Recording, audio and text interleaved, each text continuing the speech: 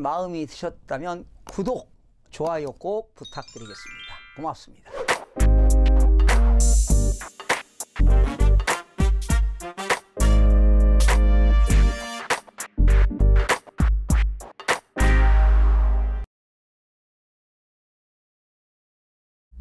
시청자 여러분 안녕하십니까? 반갑습니다. 김동수입니다. 이 시간에는 세금을 좀 줄이는 노하우에 대해서 여러분들에게 알려드리겠습니다. 우리가 부동산을 취득하게 되면 각종 세금들이 많죠.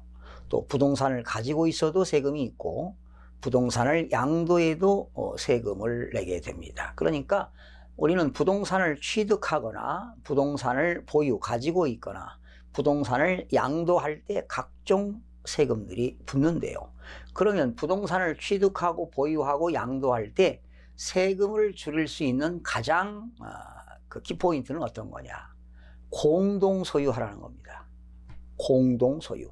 약자로 공유가 되겠습니다. 민법 262조에 공유가 나옵니다. 제가 이런 거를 방송한 적도 있어요. 공유관계를 알면 돈이 보인다, 이런 방송을 한 적이 있는데 그게 이제 민법 262조부터 270조까지를 푸는 내용이 되겠는데요. 역시 세금에 관련된 것도 이렇게 공동 소유하게 되면 많은 절세를 할 수가 있습니다. 그러니까 공유라고 하는 건 공동 소유거든요. 우리가 뭐 아파트를 사든 토지를 사든 상가를 사더라도 부부가 공동 명의로 등기하는 겁니다. 우리가 만약에 갑이라는 사람이 부동산을 사서 혼자 등기하면 소유자 갑이 되겠죠. 그러나 두 사람이 이상이 취득하게 되면 예를 들어서 갑과 을이 샀다면 공유자가 되는 겁니다. 그래서 갑 2분의 1, 을 2분의 1 이렇게 되는 겁니다. 그러니까 남편과 부인이 공동 소유하게 되면 공유자로서 지분이 2분의 1씩 등기가 되는 겁니다. 또는 경우에 따라서는 자녀들 앞으로 취득하는 경우가 있어요. 장남, 차남, 삼남에서 공유자 3분의 1씩 이렇게 공동 소유를 하게 되는 겁니다. 그러니까 부부끼리 공동 소유하는 경우가 있고 자녀들끼리 공동 소유하게 되면 어떠한 세금을 줄일 수 있는가? 그러면 공동 소유할 때 절세할 수 있는 세금, 그러니까 텍스 세이빙이죠. 합법적으로 세금을 줄일 수 있는 것은 크게 세 가지가 있습니다. 팔 때 내는 양도소득세, 그리고 부동산을 가지고 있다면 부동산 금액이 이제 공시가격이 좀 높은 거죠. 뭐 6억을 넘어가거나 9억이 넘어갈 때 공시가격이 6억을 초과하게 되면, 또 1세대 1주택 같은 경우는 9억 원을 초과하게 되면 종합부동산세례잖아요. 그 종합부동산세를 절세할 수가 있습니다. 우리가 부동산을 임대하게 되면 임대 등록을 해야 되잖아요. 그리고 사업자 등록도 내야 되고 임대소득세도 절세를 할 수가 있습니다. 그래서 공동 등기하게 되면 줄일 수 있는 세금은 양도소득세, 종합부동산세, 임대소득세, 크게 세 가지 세금을 줄일 수가 있습니다. 그러면 첫 번째, 양도소득세는 어떻게 줄이는 거냐? 우리가 만약에 아파트를 7억 주고 샀어요. 7억 주고 산 아파트가 9억에 양도했습니다. 그러니까 양도가액은 9억이고 취득가액은 7억이라는 얘기죠. 그러면 2억 원의 이익이 생겼잖아요. 그것을 우리는 양도 차익이라고 하는 겁니다. 그러면 양도 차익 2억에 대해서 세금 내니까 과표가 커지게 되면 세금이 커지는 겁니다. 그런데 만약에 남편과 부인이 2분의 1씩 등기했다면 양도 차익이 2억 생겼지만 남편도 양도 차익이 1억, 부인도 1억이 되기 때문에 양도소득세 과표가 줄어들게 되면 누진세율이기 때문에 우리 양도소득세는 7단계 초과 누진세율입니다. 그러니까 세율이 줄어드는 거예요. 과세표준에 따라서 세율이 줄어드니까 역시 세금을 절세할 수가 있습니다. 금액 차이도 상당히 많이 납니다. 그래서 양도소득세 과표가 적어지기 때문에 세 부담이 경감이 된다, 이렇게 하시면 되겠어요. 그러니까 양도할 때 양도소득세를 세금이 엄청나게 줄어드는 겁니다. 과표가 줄어들면 세율이 줄어드는 거예요. 예를 들면 양도소득세 과표가 1200만 원 이하일 때는 6%, 4600만 원 이하일 때는 15%, 8800만 원 이하일 때는 24%, 8800만 원 초과 1억 5천만 원 이하일 때는 35%, 1억 5천만 원 초과 3억 원 이하일 때는 38%가 되는 거니까 이 과표에 따라서 세율 구간이 달라진다는 것이 되겠습니다. 그 다음에 두 번째는 종합부동산세입니다.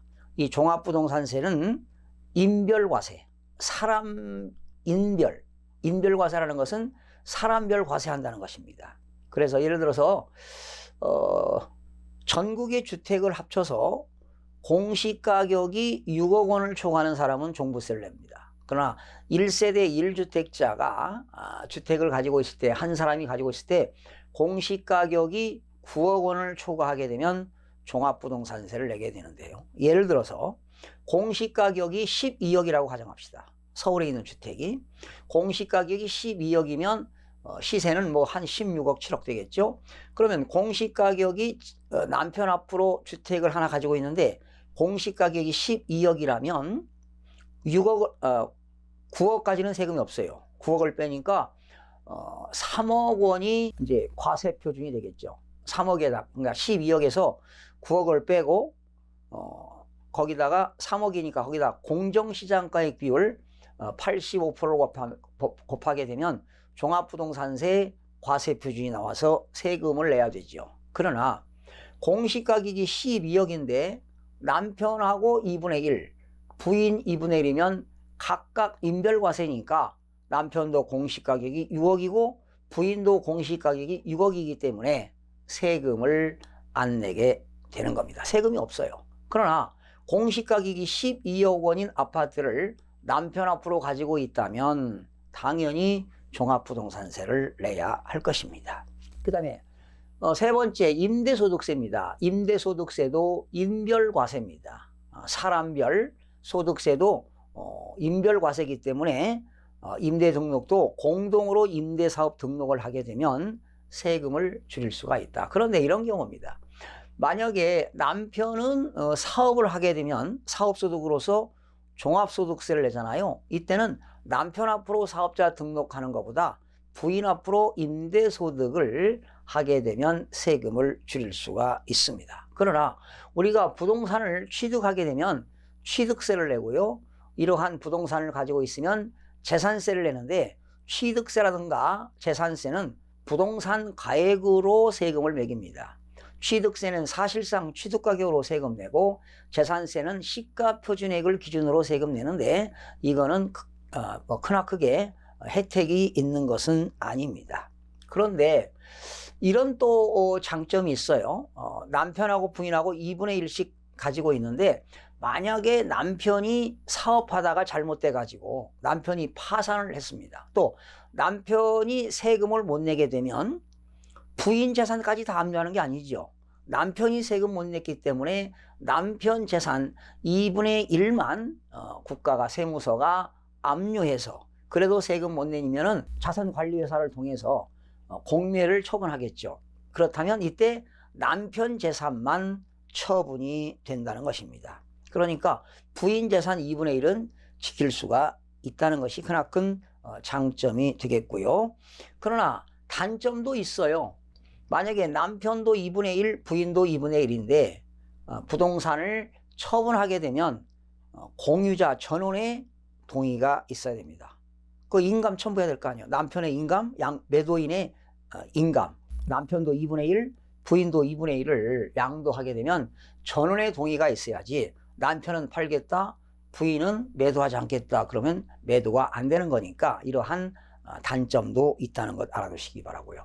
또 부동산 담보대출 했을 때 역시 남편 지분은 대출이 잘 안 됩니다. 그러니까 남편 2분의 1, 부인 2분의 1 전원의 공동소유 전원의 동의가 있어야 부동산 담보대출이 된다. 뭐 이런 것들도 이런 단점이 될 수 있지만 그래도 세금을 절세할 수 있는 것은 공동소유하게 되면 훨씬 더 양도소득세라든가 종합부동산세라든가 임대소득세를 훨씬 더 줄일 수가 있습니다. 자, 이 시간에는 공동소유를 통해서 세금을 줄이는 노하우에 대해서 여러분과 함께 해봤습니다. 시청해주신 여러분 대단히 고맙습니다. 다음 시간에 찾아뵙겠습니다.